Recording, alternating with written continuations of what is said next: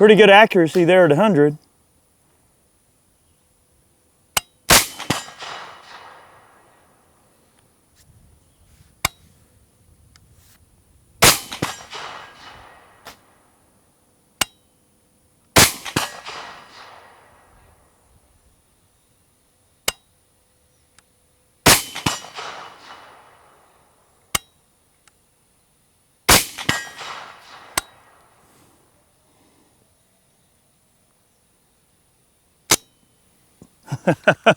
Denied there at long range.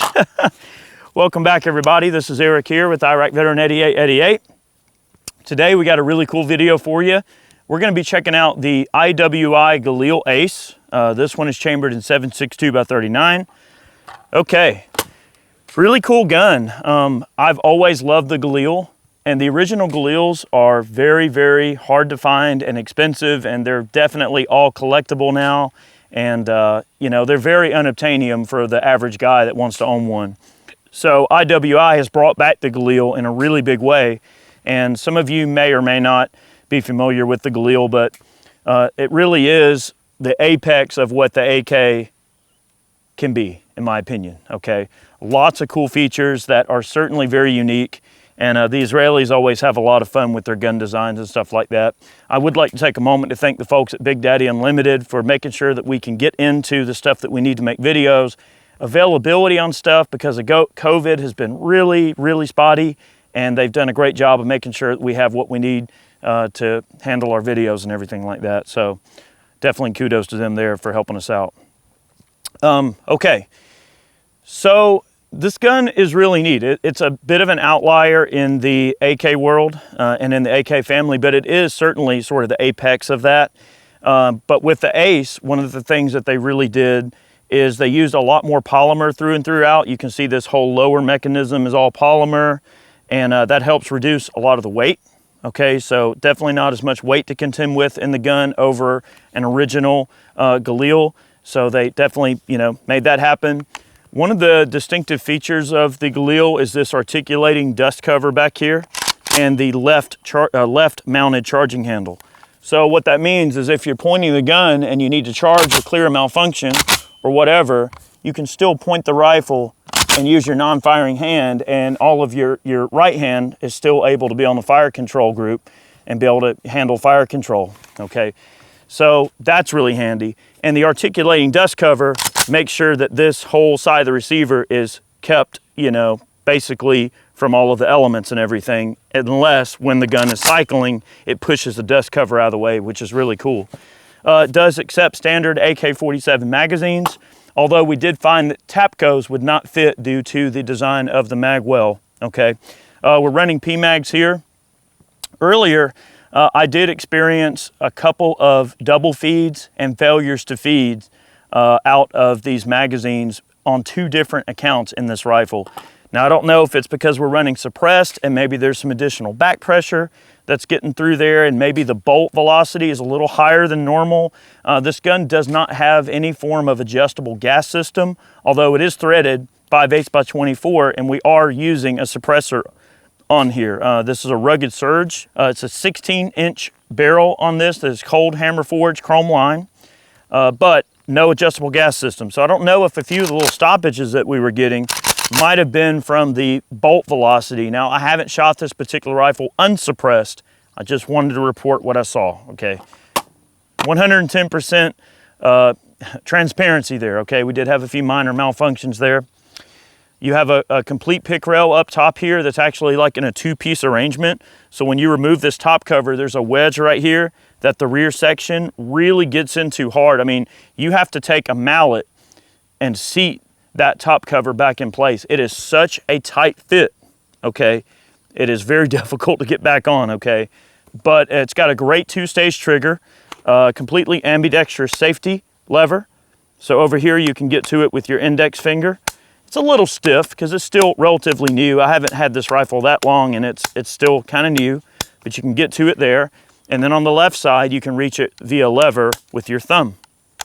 Now, I will say getting over to fire is not a problem, but without changing the position of the rifle, it can be a little hard to get the gun back onto safe. But as that breaks in, not a big deal. I do like the really wide, generous trigger shoe in terms of the size of the shoe on the trigger. It's nice and wide. So if you're wearing gloves or whatever in a cold climate, it would certainly be a welcome feature to really have that nice tactile feel on the trigger. The standard trigger in this gun is outstanding. It's really not bad at all. It's a nice 2-stage, brakes at about 4.5 pounds, nice gentle take up, nice clean crisp brake at about 4.5 pounds. This does utilize a folding stock mechanism, okay? This is a right side fold. I've also seen some of these with left side fold available as well, but I think most of the ones we're getting here in the States are right side fold. And the gun can be fired with the stock folded, okay?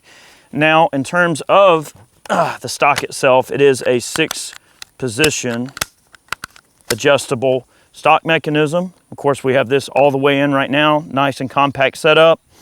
The lower is kind of all completely molded in there, so you're not really going to be changing anything on this rifle in terms of modularity. So don't expect to be able to drop on different grip modules or things. Now triggers, I'm sure maybe that's something that can be done, but the trigger in this gun is pretty acceptable right out the gate, okay? We've got a Trijicon TA33 sitting on top of this, which is only a 3-power optic, but it's very handy for this particular rifle, and it's working quite well.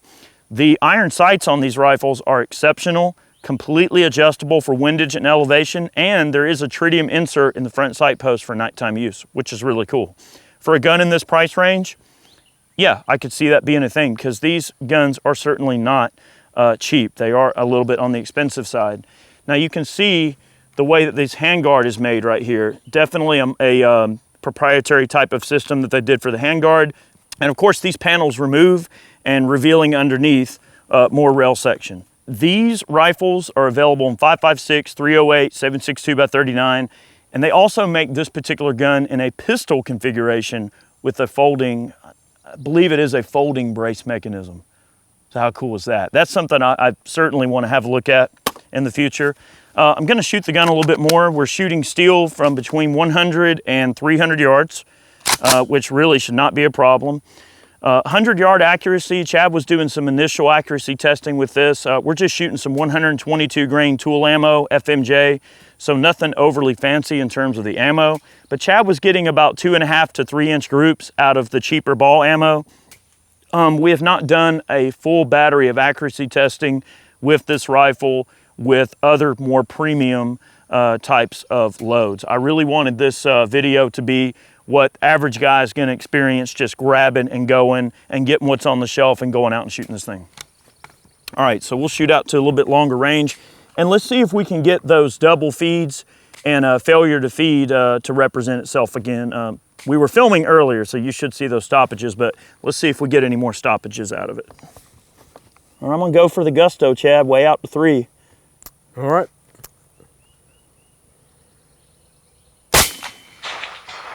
Impact. All right, that was just low, off at 7 o'clock. Off at 9 o'clock. So you're favoring on the left side of the gong. Hold a little bit right. There you go.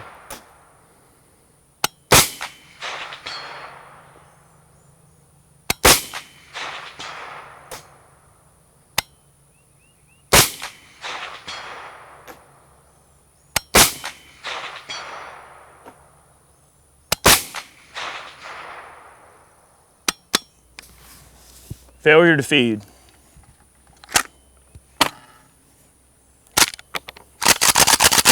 And again, Chad, I'm almost kind of chalking that up to possibly the bolt velocity being a little rapid. You know, maybe. We could be getting a little bit of bolt bounce.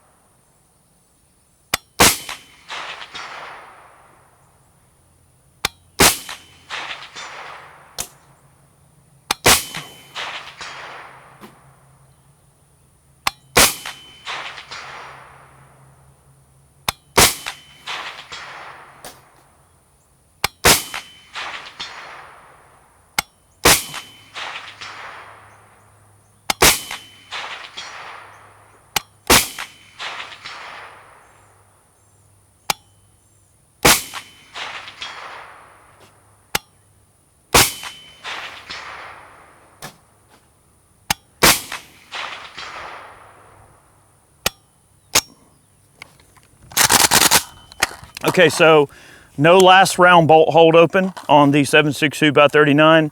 The 5.56s do hold to the rear. And I hope I'm not speaking out of turn here. I don't believe that the 5.56 Galils are available in the US yet. I haven't seen them. If they are available, I haven't seen them. I've seen the 308s and I've seen the 7.62x39s, but they do exist, okay? Really cool. That is very odd with the failure to feed though.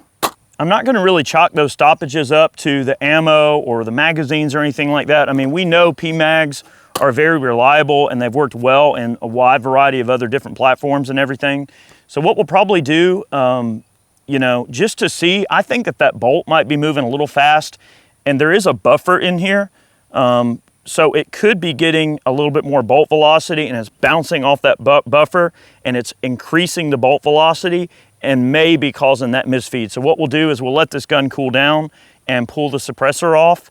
And on this rugged, we do have a muzzle device under here, and I'll reconfirm 0. We'll shoot it loud and see if it has any malfunctions when we're running it loud. So let's do that. All right, guys, we removed the rugged surge off of this rifle, and we actually test fired 1 mag before we got started here. No malfunctions in terms of failures to feed or anything, which is pretty much what I expected. I wanted to mention something else as well. This rifle could benefit from an adjustable gas block for people that want to suppress it. And one thing I want to mention, we used a Geisley alignment rod, a suppressor alignment rod when we put the suppressor on this, and the alignment was considerably off from the bore axis on the suppressor. So when we mounted the muzzle device and the suppressor, it's definitely a little off, okay? I mean, not enough to have a baffle strike or to have an issue, but that's just one tolerance stacking item on this to consider. So now that we've removed the suppressor, let's see if we have any type of weird stoppages. Now look, all this while, okay, even with that minor issue with the suppression of it, the accuracy is outstanding and the trigger on this gun is great. I do like this rifle a lot. It is really cool. And you know, it is the apex of AKs. Like, this is everything the AK really can be, in my opinion. It really does take it to about the furthest level that you can. I mean, you are dealing with 7.62x39. It has its ballistic limitations, but a 300-yard and in gun, absolutely. This rifle's very capable. All right, we're going loud. Take a couple of shots here. And I'm gonna shoot kind of fast. We mainly just wanna see if we can get any stoppages out of this thing.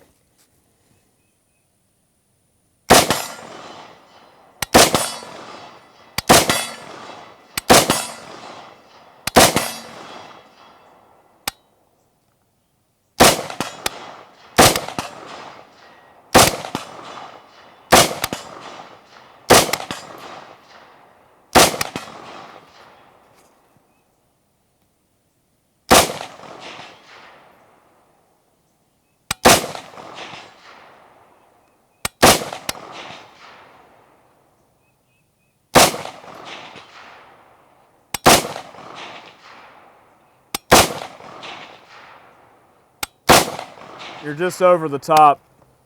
10-4.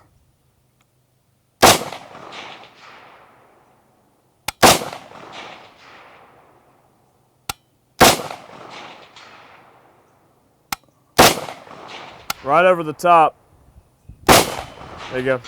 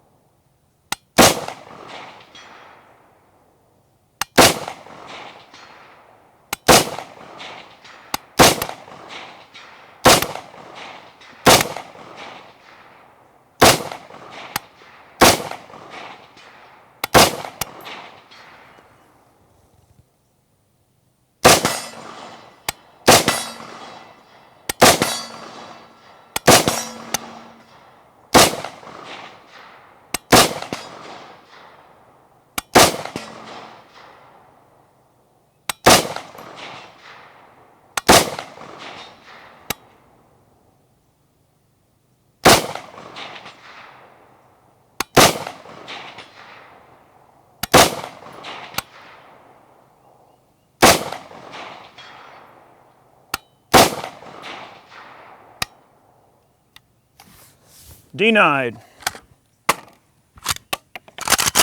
Failure to feed.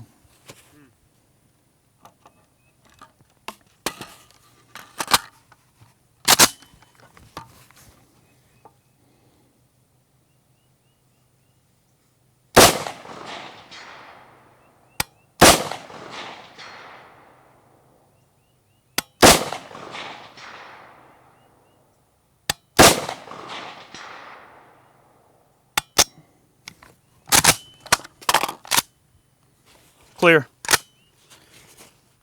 So, Chad, you know, we had kind of an odd outlier there. You know, we had a failure to feed unsuppressed and suppressed. Now, granted, the rate of failures to feed were less unsuppressed, which tells me that could be a bolt velocity issue. No telling, okay. Overall, though, I am very pleased with this rifle. It is a really cool setup. It'll be interesting to try maybe some different ammo and different magazines and stuff. As I said, the Tapcos will not fit this mag well, and it's also worth mentioning that drum magazines will not fit this mag well either. I believe I tested a drum earlier and it wouldn't lock in.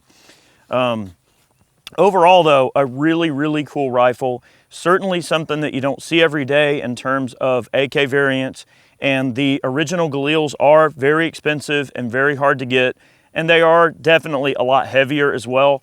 So I think they did a great job of keeping this rifle nice and light and having the light handling characteristic. I personally feel that this particular setup would be a little bit best suited as a pistol with a brace and a short barrel and you know, kind of getting into that PDW in close, you know, maybe CQB, 100 yards and in, personal protection role. I feel that's really where these types of guns excel the most. But as a 16-inch barrel, you know, full-on rifle, it is certainly capable of some very, very good feats of overall accuracy, especially considering the crappy ammo that we're using. I say crappy, but the off-the-shelf, standard, steel case, you know, inexpensive, kind of lower tier ammo that you're gonna see. It's not crappy ammo, but definitely not the quality that you would expect out of a higher end load. 7.62x39 does have its slight ballistic limitations in terms of long-range shooting, but I'm gonna tell you something right now. Yeah, may not really be like the perfect type of setup for shooting longer range or whatever, but if you were 300 yards away standing around down there and somebody started cracking off shots out of this thing, you wouldn't want to be standing down there. I mean, man-sized targets or personal protection, or let's just say a military environment, shooting at man-sized targets on the move, it certainly would excel at something like that, no problem. So guys, thank you for watching. We really appreciate it. Those of you who support us on Patreon, thank you so much for the support. We hope you enjoyed today's video. Definitely want to thank all the folks who purchased t-shirts over on Ballistic Ink. That helps keep us going and everything. We've also got some great man cans for sale over on the website. Check them out. If you see value in the channel and you love what we do and you enjoyed this video, consider purchasing a man can to help support the channel. Thank you so much. Have a great day. We will be revisiting this rifle in a future video, maybe a little bit more of a fuller battery of accuracy testing with different loads and everything. And we'll also document any stoppages we get out of any other magazines if that particular situation presents itself. So guys, thank you so much. Have a great day. We'll see you soon.